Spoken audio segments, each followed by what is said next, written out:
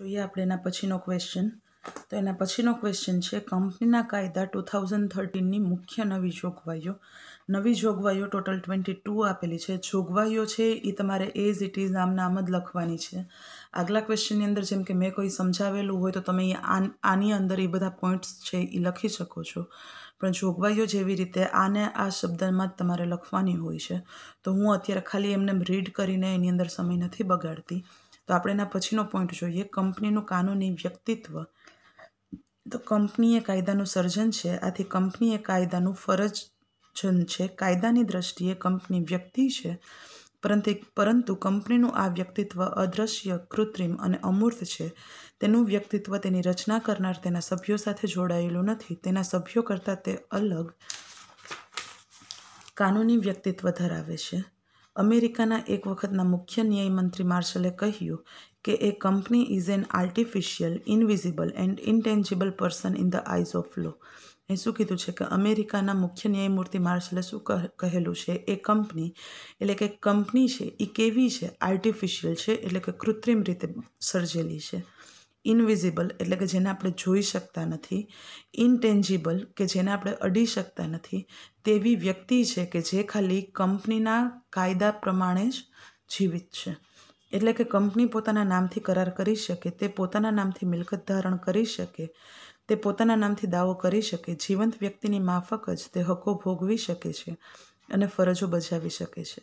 કંપનીની મિલકત તેના સભ્યોની મિલકત નથી, તે કંપનીને પોતાની સ્વતંત્ર મિલકત છે. કંપની જાણે વ્યક્તિ હોય તેમ તે અન્ય જીવંત વ્યક્તિ અને પોતાના સભ્ય સાથે પણ કરાર કરી શકે.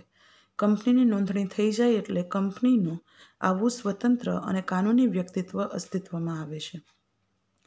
આ રીતે કંપની ભાગીદારી પેઢી કરતાં અલગ પડે છે, કારણ કે ભાગીદારી પેઢી કાનૂની વ્યક્તિત્વ ધરાવતી નથી. પ્રાગ ટૂલ્સ કોર્પોરેશન 1ના કેસમાં પણ ઠરાવાયું છે કે કંપની અલગ વ્યક્તિત્વ ધરાવે છે. આ કંપનીમાં 56% શેરો કંપનીના હતા. અહીંયા એક કંપની આપેલી છે કે જે કંપનીની અંદર 56% શેરો કંપનીના જ હતા, 50%થી વધારે થયા. 32% શેરો રાજ્ય સરકારના હતા, જ્યારે 12% શેરો ખાનગી વ્યક્તિઓના હતા. વધુમાં વધુ શેરો હોવાને કારણે કેન્દ્ર સરકારને કંપનીમાં ડિરેક્ટરો નિમવાની સત્તા હતી. આમ છતાં અદાલતે ઠરાવ્યું કે માત્ર તે જ કારણે કંપની સરકારી કંપની બની જતી નથી, કારણ કે કંપનીને પોતાનું અલગ વ્યક્તિત્વ છે. આ અંગે Solomon versus Solomon and company limited સેકન્ડનો કેસ નોંધપાત્ર છે. અહીંયા તમને આવી રીતના જે નામ આપેલા છે એ બધા કંપનીઓના કેસ ચાલતા હોય. તો અહીંયા તમને કીધેલું છે કે એક કંપનીનો કેસ ચાલતો હતો કે જેની અંદર કંપનીના 56% શેરો એના જ હતા, 32% શેરો રાજ્ય સરકારના હતા અને 12% શેરો છે જે ખાનગી વ્યક્તિઓના હતા. તો એના લીધે કે કેન્દ્ર સરકાર છે એને નિમવાની સત્તા મળતી નથી, કારણ કે કંપનીનું પોતાનું પણ અલગ વ્યક્તિત્વ હોય છે એટલા માટે. આ કેસમાં સોલોમન અગાઉ બૂટનો ધંધો કરતો હતો. તેણે એક કંપનીની સ્થાપના કરીને પોતાનો ધંધો તે કંપનીને વેચ્યો. તે કંપનીના સભ્યો તરીકે તે પોતે, તેની પત્ની, તેની પુત્રી અને તેના 4 પુત્રો હતા. સોલોમન 1 પાઉન્ડની કિંમતનો એક એવા 20,000 શેરો ખરીદ કર્યા અને દરેક સભ્યે 1 પાઉન્ડવાળો એક શેર લીધો.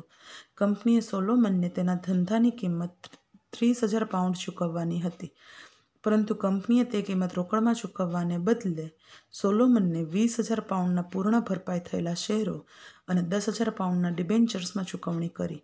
સોલોમન તે કંપનીનો મેનેજિંગ ડિરેક્ટર થયો. અહીંયા તમને આખો કેસ આપેલો છે. અહીંયા જે Solomon versus Solomon and company limited second આપેલું છે એ કેસની માહિતી આપેલી છે કે સોલોમન વ્યક્તિ છે જે અગાઉ પહેલાં બૂટનો ધંધો કરતો હતો, ત્યાર પછી એણે શું કર્યું કે પોતાની જ કંપનીની સ્થાપના કરી અને તે જે એનો જે ધંધો હતો એ કંપનીને વેચી દીધો, જેના લીધે એની કંપનીના સભ્યો છે જે એનું આખું ફેમિલી થઈ ગયું કે સોલોમન પોતે, તેની પત્ની, તેની પુત્રી અને તેના 4 પુત્રો હતા. પછી શું કીધું છે કે સોલોમને 1 પાઉન્ડની કિંમતનો એવા 20,000 શેરો ખરીદ કર્યા. 20,000 શેરની ખરીદી કરી કે જે એક શેરની કિંમત 1 પાઉન્ડ હતી અને દરેક સભ્યે 1 પાઉન્ડવાળો એક શેર લીધો. કંપનીએ સોલોમન અને તેના ધંધાની કિંમત 30,000 પાઉન્ડની ચૂકવણી કરી તો 20,000ના શેરો થઈ ગયા. તો કોર્ટે એને શું આદેશ આપેલો હતો કે 20,000 પાઉન્ડના પૂર્ણ ભરપાઈ થયેલા શેરો એને લેવાના અને બીજા 10,000 છે તો એ 10,000 એને 10,000 પાઉન્ડના ડિબેન્ચર્સની ચૂકવણી કરવાની અને આ વસ્તુ કરવાથી સોલોમન છે જે કંપનીનો મેનેજિંગ ડિરેક્ટર થઈ ગયો હતો.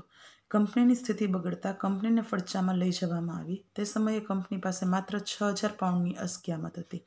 પહેલાં 30,000 પાઉન્ડની મિલકત હતી, ત્યાર પછી 6,000 પાઉન્ડની જ એની મિલકત હતી. એટલા માટે કંપનીને ફડચામાં લઈ જવામાં આવી.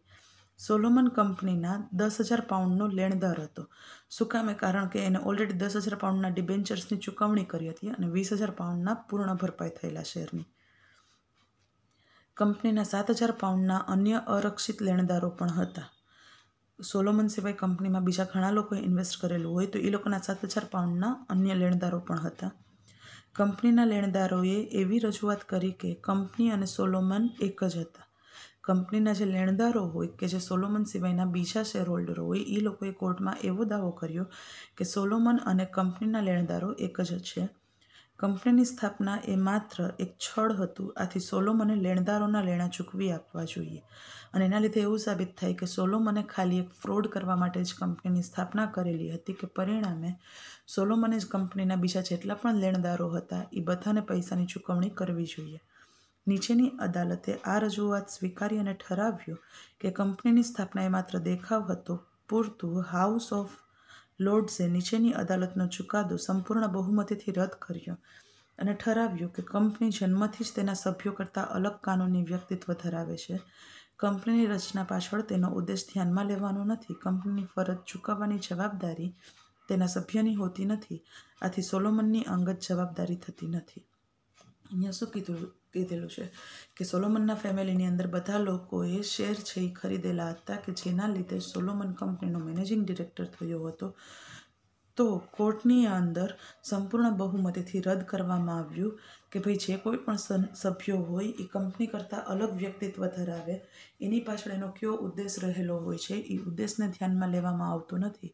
કંપનીના જે કોઈ પણ કરજ ચૂકવવાની જવાબદારી હોય તે તેના સભ્યોની હોતી નથી. એટલા માટે એની અંદર સોલોમન એકલો જ જવાબદાર હોતો નથી, પણ સોલોમનની સાથે સાથે બીજા જેટલા પણ લોકોએ કંપનીના શેરની અંદર ઇન્વેસ્ટ કરી અને કંપનીની સ્થાપનામાં ફાળો લીધેલો હોય બધા જ લોકો સમાન માત્રામાં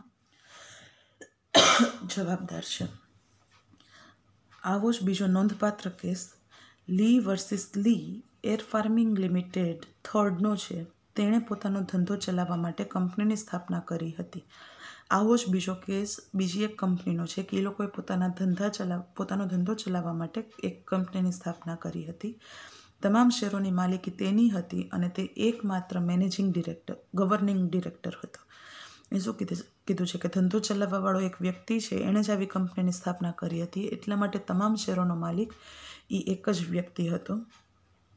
તેને મુખ્ય પાયલોટ તરીકે નિમેલ હતો. તેણે કાયદા મુજબ કામદારના વળતર કાયદા હેઠળ કંપનીની વળતર આપવાની જવાબદારી સાથે વીમો ઉતરાવ્યો હતો.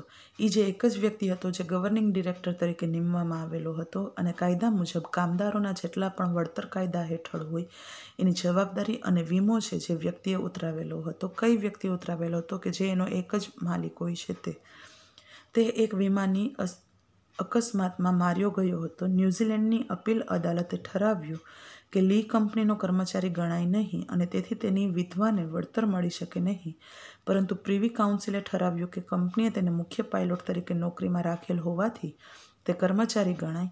એ વિધવા વળતર મેળવવા હકદાર છે. લી અને કંપનીનું વ્યક્તિત્વ અલગ છે. તે ગવર્નિંગ ડિરેક્ટર તરીકે ક્ષમતામાં પોતાને પાયલોટ તરીકેની ક્ષમતામાં હુકમો આપી શકતો હતો.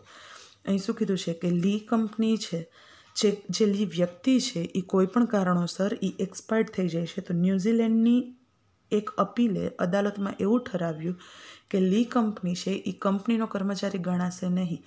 પરિણામે એની જે વાઇફ હોય, જે વિધવા થઈ ગઈ હોય, એને એનું વળતર નહીં મળે. પણ ત્યાર પછી પ્રીવી કાઉન્સિલે ઠરાવ્યું છે કે કંપનીએ તેને જે વ્યક્તિ હતો એને મુખ્ય ગવર્નિંગ ડિરેક્ટર તરીકે નિમેલો હતો અને રાખેલો હતો. આ એક્ટ દ્વારા લીની જે વાઇફ છે એને વિધવા વળતર મેળવવા માટે હકદાર છે. તો આવી રીતના અલગ અલગ કેસ છે જે કંપનીના કાયદા હેઠળ આપેલા છે. એના પછીનો જે કેસ છે પડદો ભેદવાનો સિદ્ધાંત, જે આપણાના પછીના વિડીયોની અંદર જોઈએ.